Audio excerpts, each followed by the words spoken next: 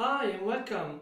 Welcome to the third and last module that is about how to program graphics using OpenGL. This module is divided in two main parts. In the first part I will give you a broad overview of OpenGL, and in particular I will explain you how to implement the graphics pipeline with OpenGL. In the second part of the module we are going to look at matrices, transformation and cameras.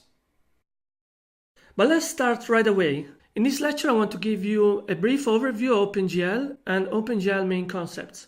I will focus on three main points. First, OpenGL is an important low-level API specification for 2D and 3D graphics rendering. We will use only modern OpenGL that is very different from the old OpenGL. The second point is that OpenGL uses objects as main programming abstractions. We can do basically three things with objects: generate objects, bind objects to context, and set object properties. Finally, in the OpenGL graphics pipeline, we will focus on programming with the GL, SL, the vertex and fragment shaders. There are programs running on the GPU. OpenGL is mainly considered an API that provides us with a large set of functions that we can use to render images in 2D and 3D. However, OpenGL by itself is not an API, but only a specification document, developed and maintained by the Kronos group. The OpenGL specification specifies the semantics of the function, that is, what the results of each function should be, and how it should be performed. It is then up to the developers implementing this specification and come up with a solution of how this function should operate. Since the OpenGL specification does not give us implementation details, the actual developed version of OpenGL are allowed to have different implementation, as long as their results comply with the specification. The people developing the actual OpenGL libraries are usually the graphics card manufacturers. This also means that whenever OpenGL has bugs, this is most likely the fault of the graphics card manufacturers or whoever developed the library. Kronos publicly hosts all the specification documents for all the OpenGL version, and you can access the specs by following the link in this page. Before diving into OpenGL, it's important to understand that OpenGL has evolved over the years, and a big change occurred in 2003 with the introduction of the dynamic pipeline, OpenGL 2.0. From 2003, we can use shader that allow to have direct access to the GPU. In the old days, using OpenGL meant developing in immediate mode, often referred to as fixed function pipeline. It was an easy-to-use method for drawing graphics. Most of the functionality of OpenGL was hidden in the library, and developers did not have much freedom at how OpenGL does its calculation. Eventually, developers got hungry for more flexibility. Over the time, the specification became more flexible. Developers gained more control over their graphics. The immediate mode is really easy to use and understand, but is also extremely inefficient. When using OpenGL course profile, OpenGL forces us to use modern practices. Whenever we try to use one of the OpenGL deprecated functions, OpenGL raises an error and stops drawing. The advantage of learning the modern approach is that it is very flexible and efficient, but unfortunately is also more difficult to learn. In this course, we are using core profile OpenGL version 3.3. Although it's more difficult, it is greatly worth the effort. OpenGL is by itself a large state machine, a collection of variables that define how OpenGL should currently operate. The state of OpenGL is commonly referred to as the OpenGL context. When using OpenGL, we often change its state by setting some options, manipulating some buffers, and then render using the current context. Whenever we tell OpenGL that we now want to draw lines instead of triangles, for example, we change the state of OpenGL by changing some context variable that sets how OpenGL should draw. As soon as we change the state by telling OpenGL it should draw lines, the next drawing commands will now draw lines instead of triangles.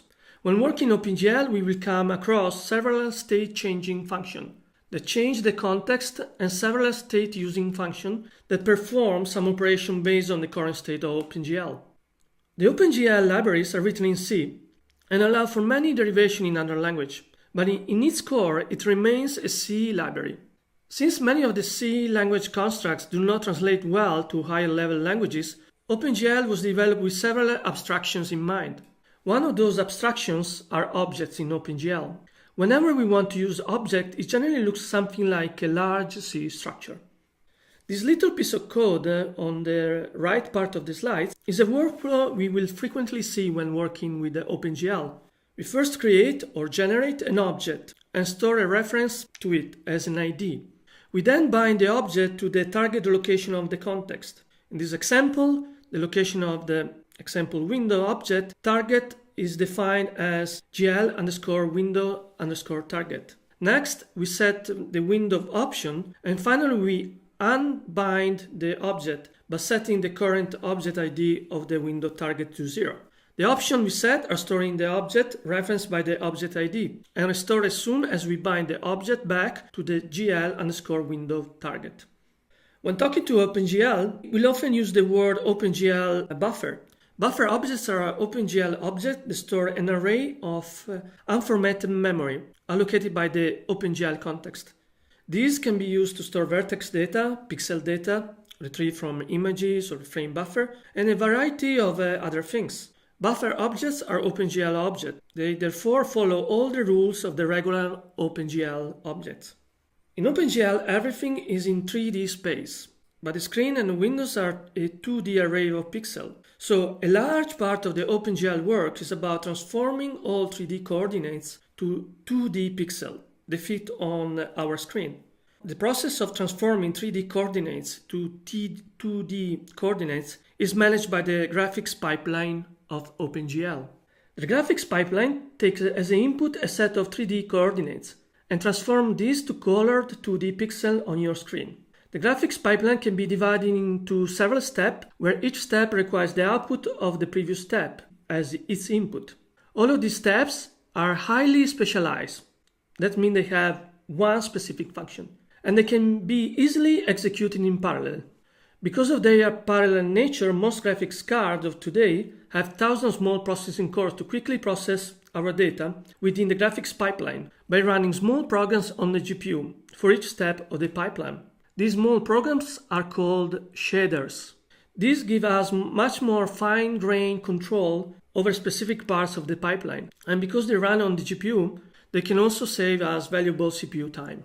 Shaders are written in OpenGL shading language called GLSL. In our OpenGL code, we will provide our vertices input and then program two shaders. We will first focus on programming the vertex shader. The vertex shader is a small program running on our graphics card that processes every one of these inputs vertices individually. This is where the perspective transformation takes place, which projects vertices with a 3D world position into a 2D screen. It also passes important attributes like color and texture coordinates further down the pipeline. Then we focus on programming the fragment shader that processes each individual fragment along with its interpolated attributes, and it should output the final color. In more advanced scenarios, there could also be calculation related to lighting and shadowing, and special effects in this program. In summary, in this lecture I will focus on 3 key points. First, OpenGL is an important low-level API specification for 2D and 3D graphics. In this course, we will use modern OpenGL that is very different from the old OpenGL. The second point is that OpenGL uses object as a main programming abstraction. We can do basically 3 things with object: generate, bind object to context, and set object properties. Finally, in the OpenGL graphics pipeline, we will focus on programming with the GLSL, the vertex and fragment shaders that are programs running on the GPU. In the next 2 lectures, we'll start looking at how to write our first application to open a window. Talk to you soon!